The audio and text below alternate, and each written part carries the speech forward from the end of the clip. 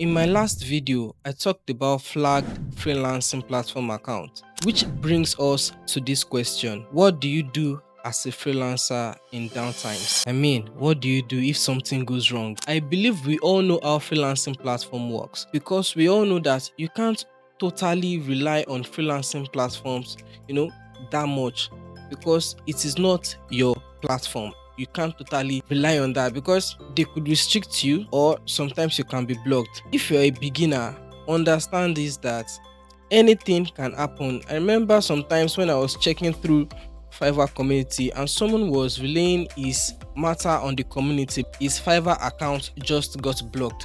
And I saw him wrote there that he is feeding his whole family right from this account, which is something that is very concerning. So you may not even have a family right now that you are feeding, but even though you do, you don't want to rely solely on these platforms. And that is what we are going to be talking about in this video on my own personal experience before downtime comes on freelancing platforms. So guys, buckle up, we have a long way to go in this discussion. So the number one experience tip I have for you is this: learn to diversify platforms. People that have been in this game for long will understand to an extent what I mean, as I won't be going into some deep details here on this platform. Maybe when we have a community or something like that we can discuss more in depth on some things. But diversify on platforms. For example, I have a Fiverr account. I did not just stick to the Fiverr account. I went ahead to create an Upwork account too for myself, so I can be sending proposal on there while still creating and optimizing my gigs on Fiverr. You need to understand that Fiverr is like a farm that, okay, you just put in some work on there, optimize your gig, and then just let it be for some time and doing some other things like investing into it. Just diversify platforms. Have Fiverr, have Upwork. At some point in time, I think I've tried freelancer.com. I've tried opening Freelancer. Just keep trying platforms. However, you opening all these platforms does not guarantee that you will make money immediately on the platform, but you are trying to create more chance for yourself. We live in a world of probability, so you are trying to create chance for yourself so that if this place doesn't work, there is a chance that this place might work. There are sometimes that I work on Fiverr account, instead it was the proposal I sent on Upwork that I got message from, and sometimes I send proposals on Upwork but it is on Fiverr that messages are coming from. These are the chances that you kind of work with. You are trying to create more chance, so diversify platforms and create more chance for yourself to get more projects done. Now, moving on to the second experience tip that I have for you: build direct client channels. Mind you, these platforms that you are signing up on, which are the freelancing platforms, they do not allow communication outside of the platform. So how then do you build a direct channel for your clients? These are things that I've tried personally and I've been able to kind of get in touch directly with clients outside the platform.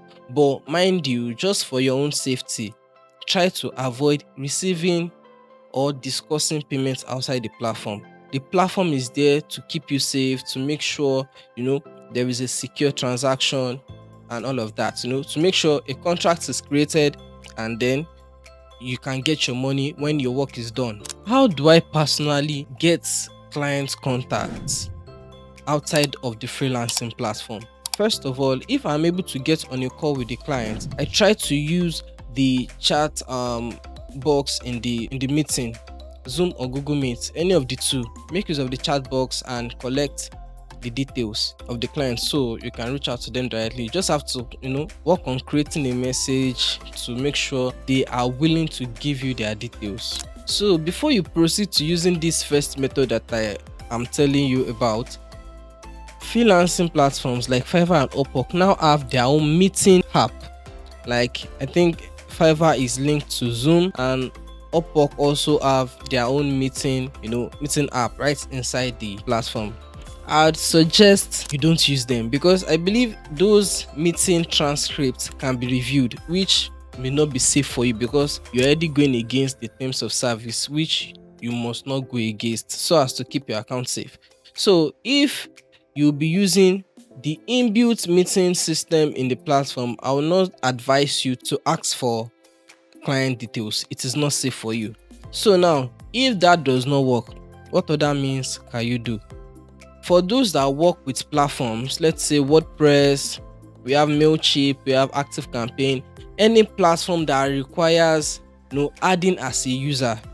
Okay, so I believe if you have been added as a user, there is a way you can go and visit a section to see list of users on that platform, and I'm sure the client details will also be there. So you can get the client's email right from that part of the users list. Just, I believe you know your buyer's name, get it, and then try to reach out.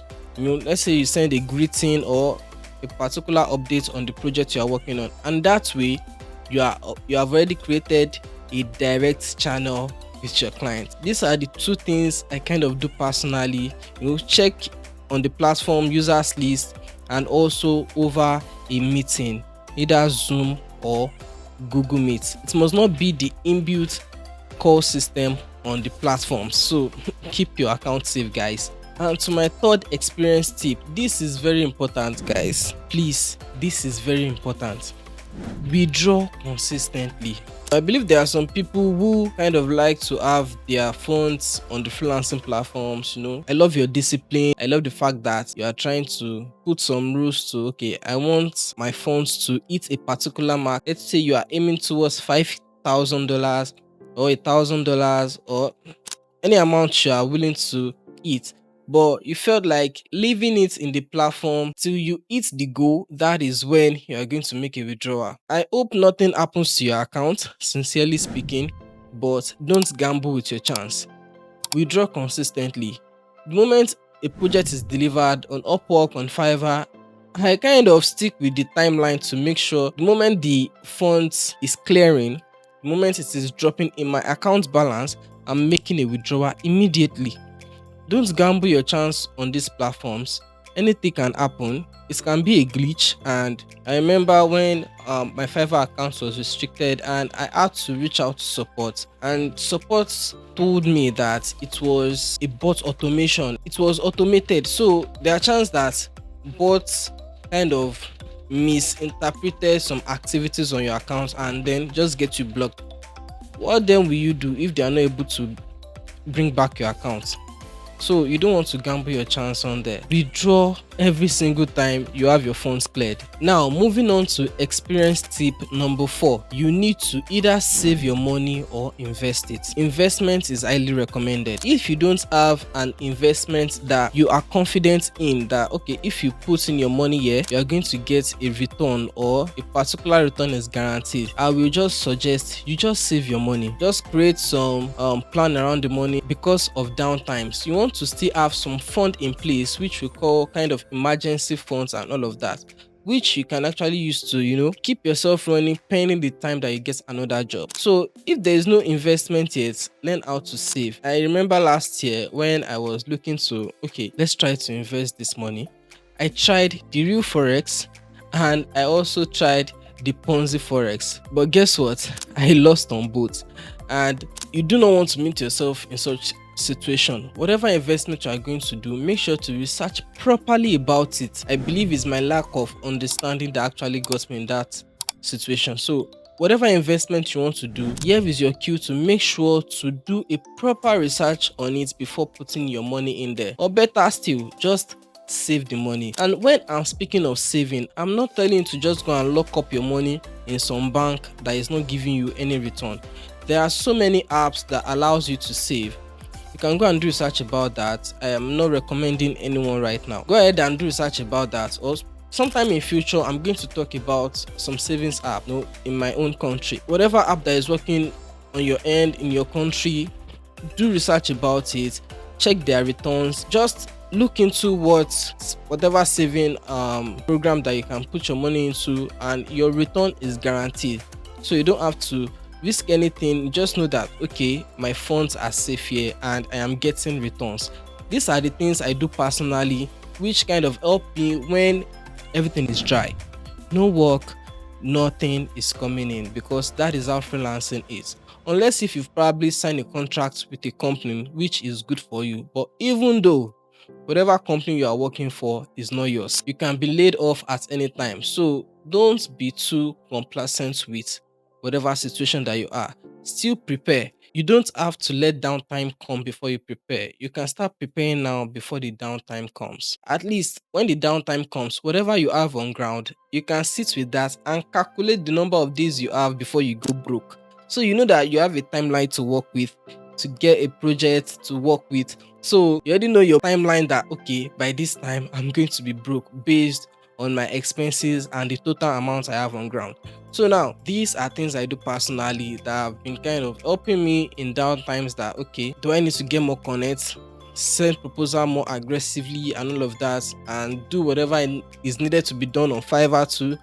These are things you need to kind of put into consideration. I believe there are people who are also watching this video who have had experience on this particular thing I'm talking about. If there's anything I'm missing out on that we can use to help one another, you can do well to drop a comment down there so we can all learn together, especially for people that are just starting out too. Okay, so you don't want to be caught in a corner and start regretting and all of that. And for my last tip to you guys before I go is this: I mentioned a point whereby I said building direct client channels. The essence of building that client channel is so that during those downtimes there are some clients that you must have gotten their details and you want to be able to reach out to them later on in future that okay, do you have some project that I can work with together with you and all of that. These are the purpose of building the direct client channel. It's not just for you to try to get payments outside of the platform. It's so that during this downtime, there are some clients that the moment they finish some projects on the platform, they just go. But you now have direct access to them. So you can reach out to them if they have any existing projects or any pending project they would like to work on. Keep reaching out to them. If you have a particular product or a particular service that you think they will benefit from, you can create a proposal and send it to them directly. Zero connect, no fee, nothing. So you just reach out to them directly. These are things I've done personally that have helped me, and also you can try them out too. You can put them into place to make sure whenever downtime comes, you don't feel it aggressively. Yes, we all feel it, but you don't feel it aggressively. So that is my tip for you. And if you are new to this channel, do also like, share and subscribe. Also have a good one. See you on the next one.